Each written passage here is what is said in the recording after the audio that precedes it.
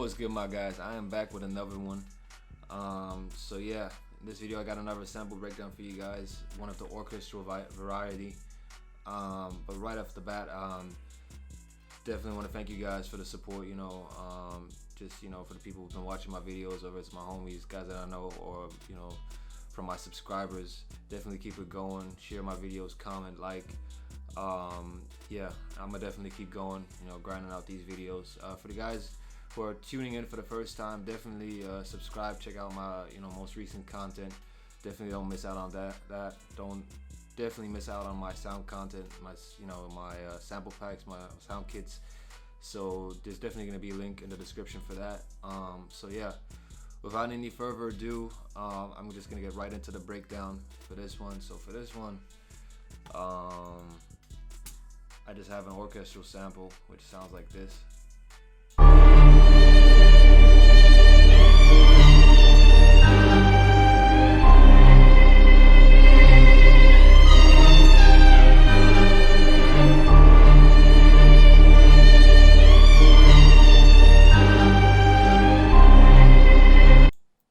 So it's pretty damn fire. It's pretty spacious, a lot of movement and great ambiances. So I added about like 8 sounds. So we'll just get right into the first sound that I picked. So I laid down these chords, just a simple chord progression where I kept the same 3 chords for the first 3 bars, and then on the last one I changed it up to this G chord, and then for the second half I brought it down to the C chord, and then brought it up to G again right here. So this is what it sounds like. Oh, my bad.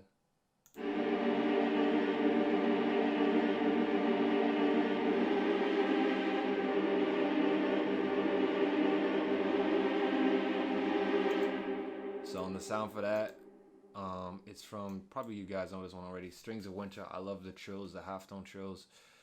Definitely, yeah, give, by Sonoscore, Strings of Winter, definitely check that out.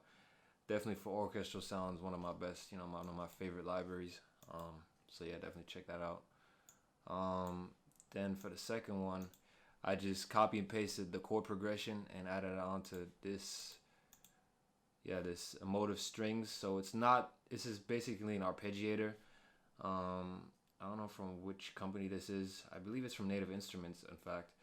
But what it does is when you put down these chords, you can mess with the articulations. In this case, I think I have just basic slurred rhythms, so 4/4. Yeah, so you can change the rhythms. It's pretty cool. This is what it sounds like. My bad again.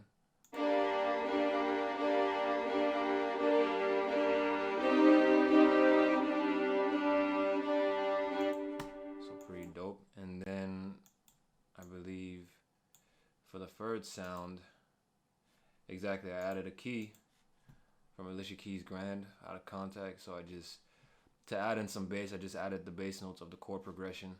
Nothing too crazy.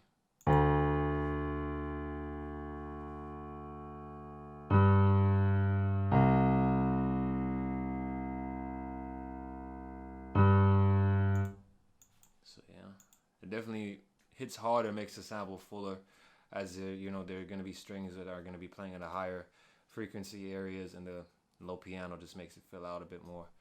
So yeah, and then I added the sauce is this high violin. That's what it sounds like.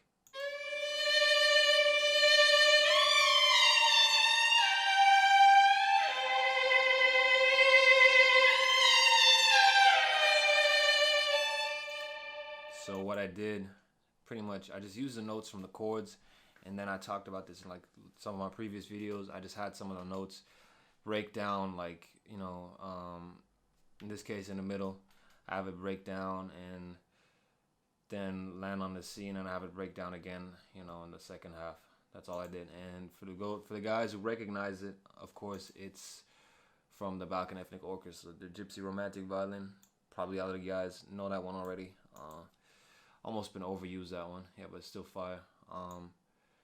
And then I believe for the fifth sound, I added this string here out of my one-shot kit.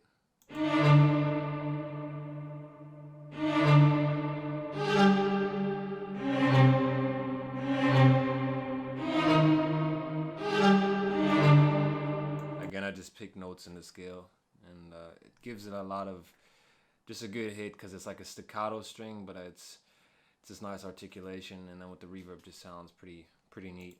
And then I have a second instant of that same preset, and it just is pretty much the same thing, only with, you know, a couple more notes to add more movement. That's what it sounds like.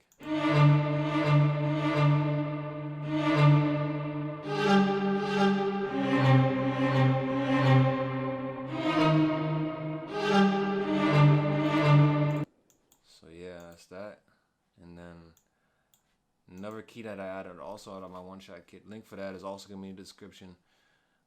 Has about 1,200 sounds, you know, that I frequently use and love and use, as you can see. This is one of my favorite ones, the high key, because I already added a low key. Now it's, you know, adding some more, you know, high frequencies, and this is, you know, good sound that I used. That's what it sounds like.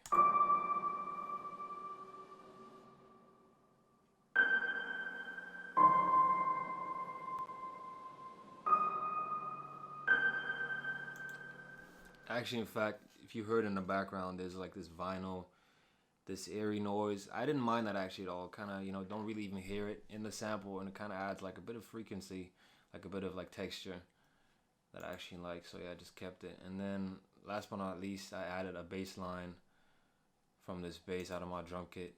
That's what it sounds like.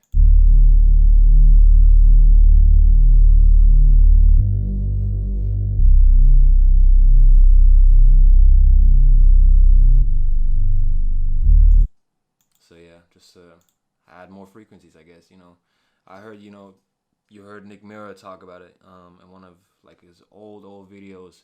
It's about checking, you know, in your EQ, noticing where there's like a lot of frequencies, where frequencies tend to dominate and where they tend to lack, and then you try to fill it out, you know, fill out the gaps and spaces. So I had a lot of mid, then I added some bass, and then I added more high, and then some more bass, just to you know, widen it out. So this sample is pretty, the frequencies, it has a broad range of frequencies, so it sounds pretty full. And with that, we're just gonna hit straight into mixing. So for the first sound, yeah, just standard. I just used reverb, just pull down the decay a bit in the mix, then a fat filter. Cut out some of the highs because the high strings were hitting there. And then for the second sound, which I believe, yeah, is also the strings. Yeah, exactly. The articulation, the arpeggio. Same thing. I just added you know, an EQ, boosted some of the mids, then a reverb. This time I took down the reverb a bit because it was just getting too much. And then on the third one, which is yeah, exactly, the bass key. So definitely another tip for you guys. And this one, pretty sloppy. Definitely label your mixer channels. Will make life way easier. So yeah. But yeah, I took out some of the high end. And then with the fourth one, which in this case, yeah, is exactly the high violin, the romantic violin, just reverb. Again, just standard EQ. That's basic standard mixing what I do. And this may be some sauce, but you know, for me, just standard. I added pan agement is what it's called, I believe. Love using this one. It's a bit complex to use at first, but I started experimenting with it, and you know, just mess around with the width and the gain, because you know, the preset that I use, I believe it's random pan, no, back and forth exactly. But it is quite how can I put this, a bit overbearing. Like this is the way it's panned, like it plays out really loud and then fades in, you know, fades out pretty quietly. So yeah, definitely mess around with it. You know, it's a pretty cool effect. You know, besides just, you know, using your knobs to pan stuff, it's pretty neat. You know, if you know how to use it. So yeah, and then for the fifth one, yeah, exactly, the stabs. Just again, standard reverb. in EQ. In this case, I took out some of the highs. It's the same mix for the second preset, of course. And then for the high key, I also just added a reverb because it was just too dry. In this case, I boosted it to 58%. And yeah, that's pretty much it for mixing. Then what I did, you know, with all my samples, like in the last videos, as I explained, I render out my samples in Edison. I record them in Edison, then drag them into my, you know, my playlist. And yeah, and then I apply mixing. And with the arrangement, it's just simple. It looks quite much, but it's just because I have a lot of sounds in. That's why, because I try to, you know, have my loops progress and take out the sounds gradually as the loop progresses. So that's why it's pretty, you know, extensive, this sample clip. But yeah, that's pretty much all to it. And then, you know, when I record my samples out, I add a texture. In this case, I believe I added, not my standard texture, I added this one.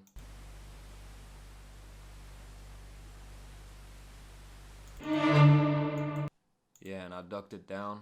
So yeah, that's pretty much it. And then I record it out as a WAV file. I export it. Just make sure you have the right export settings. I export it, and then yeah, that's pretty much it. So yeah, I hope you guys learned something along the way, and you like this video. And yeah, definitely appreciate the support. Keep that going. Spam that notification bell, subscribe, and check out my latest content. And yeah, I'll see you guys in the next one. Peace.